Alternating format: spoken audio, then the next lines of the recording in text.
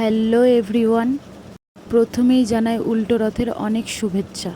তো বিকেল বিকেল বেরিয়ে পড়েছি দুজনে রথ দেখার উদ্দেশ্যে। যেহেতু রথ আসার অনেক আগেই চলে গেছিলাম, তাই এই টোটোটাতে বসেছিলাম, জানি না কার। আর রথের অপেক্ষা করতে করতে একটু ভুট্টা পোড়াও খেয়ে নিলাম। তারপর প্রায় 2 ঘন্টা অপেক্ষা করার পর অবশেষে রথের আগমন হচ্ছে।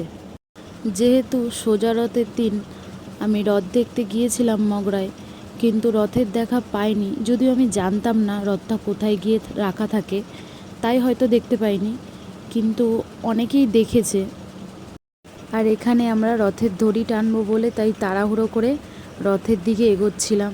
প্রায় অনেক বছর পর আজ রথের দড়ি টানলাম। তো তারপর কিছু খাওয়ার জন্য আমরা যাচ্ছিলাম।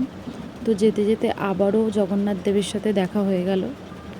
যেহেতু মেলায় বেরিয়েছি, কিছু তো খেতেই হবে, তাই আমরা খেতে চলে গেছিলাম দুজনে মিলে।